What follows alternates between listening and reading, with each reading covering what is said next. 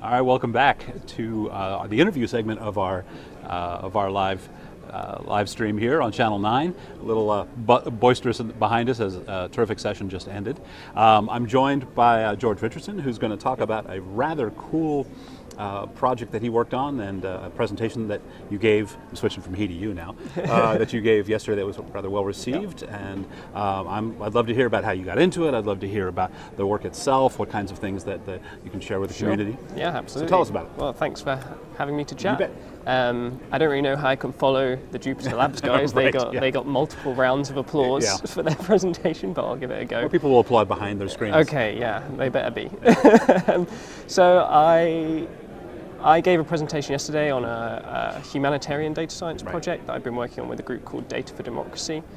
So I guess how I got into that group, about a year ago, I was just finishing up my PhD, just over a year ago. I was a physicist. I spent a lot of time in a dark room playing with lasers, and at some point I realized it wasn't really for me, and I wanted to work on something that was more tangible with slightly outcomes on issues that I cared about. But at the same time, I was an experimental physicist, but I'd started to learn how to code, so I think it's a path that lots of people have taken. I've certainly had a similar conversation with a lot of people, and I had these experiments which would spit out a lot of CSV files, and I was going through them one by one in Excel and just thought there has to be a better way, and eventually ended up reading a book on coding, and this is how I ended up here. But I kind of, took a year out and learned how to do some data science, and but I always kept in mind that I wanted to work on some kind of social impact projects. And so when I heard about this group, Data for Democracy, that was started by Jonathan Morgan, who hosts the Partially Derivative podcast, I was ready to sign up.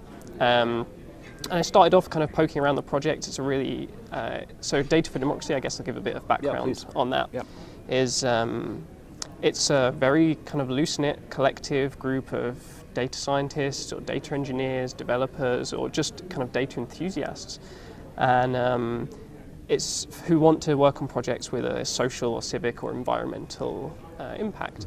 And it's just a big Slack team and a shared GitHub repository with people kind of coming and going and contributing to code and building tools and working on projects.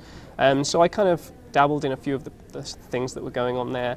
And then there was a call out from the UN through Unite Ideas, which is kind of an innovation wing of the UN.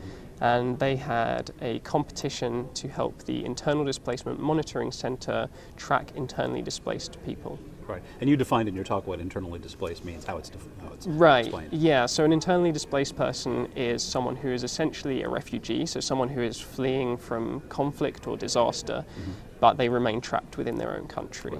They might be in flux between being a refugee or an internally displaced person, but that's the definition.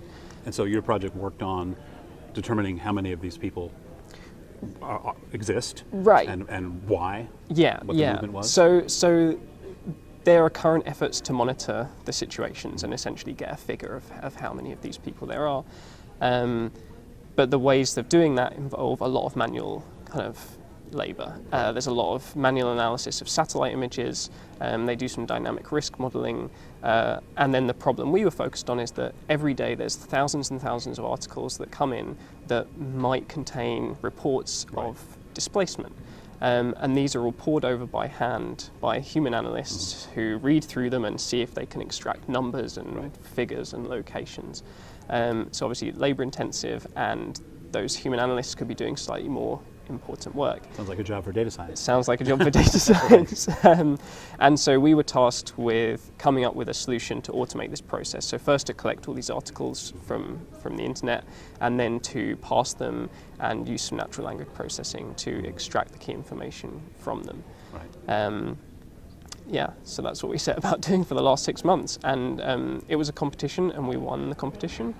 Which was pretty exciting, and now we're working with the IDMC to implement our solution into their actual pipeline to help them automate this process.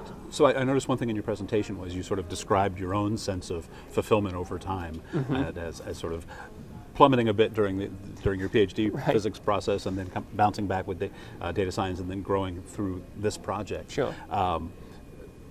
what are you going to do next? Are you going to go through more projects with Data for Democracy, or? So I'm a serial project taker-oner. Okay. So you've already started another project then. Well, luckily the IDMC liked our solution so much, they are now directly in contact with us, and we're going to work to implement that with them. So that's nice for me. It's given me something to focus on, but it's really great to actually see this go further. And actually a comment from them was that a lot of these competitions happen with, they kind of reach out, crowdsource tech solutions, but often they don't go any further. They're kind of a proof of principle or something that they can show off. But these guys are really determined to implement this and want us on board. Well, so let's talk just a little bit about the technical details, and then let's wrap up in the time we have before our next session, talking a little bit about ways to get more involved and find some of these socially impactful. That's that really a word? Impactful projects. So the technical bits, from what I gleaned from your talk, was a lot of processing of newspaper articles, wire service, that sort of thing. Yeah. And so you're looking for key terms. You've got some recognition of. I think you mentioned there was a differentiation between natural disasters and conflict. Sure. One question I had is how did you deduplicate, essentially? I mean, if you have multiple newspapers covering the same topic, you're going to wind up with redundancy. Right. It's not actually something we had to tackle with the data set that we were given, but it's something that we did give some thought to.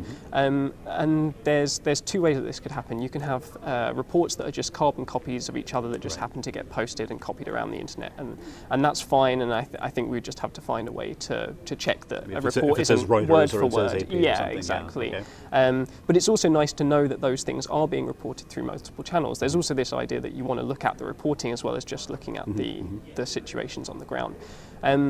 But it's also useful if those displacement events are described in different articles written independently, because then you actually have corroboration. Sure. So that's something that we're actually, one of the next phases is to bring that into the data, the workflow, and see if we can actually use multiple articles to do that. Okay. Well, given this is PyData, what kind of tools did you use? What kind of libraries? So we used a mixture of kind of traditional NLP to classify the articles and to extract the key information from them, such as like NLTK, a kind of linguistic approach. But we also doubled that up and we used some ensembling with the more current techniques, some kind of word-to-vec methods, some more numerical approaches to NLP. So we tried to kind of bring together a bunch of different tools. We used some scikit-learn and some Spacey and a little bit of everything that's out there in the Python and we don't have, ecosystem. of course, time to go through all of that, but your talk, which was recorded, we'll have that, and your slide deck that's downloadable. Yeah, that's we'll online. Also have that, have those as notes.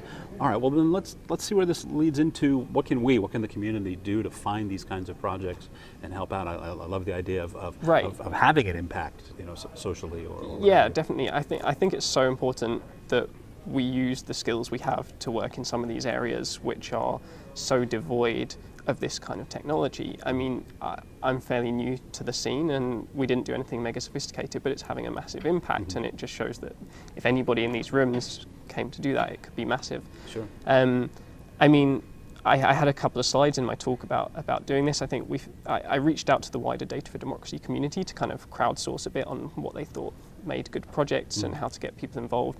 I think finding partnerships and domain expertise is really important. There's a ton of organizations out there who you could just reach out to and say, hey, I've got these skills. What kind of problems do you have? And there's no guarantee it'll be a perfect match, but people are always willing to talk. And then finding a community is probably the second most important thing. I think Data for Democracy, there's Code for America, there's lots of cities have their open civic communities, civic tech communities, and we have Data for Democracy, which people are more than welcome to come and sign up to.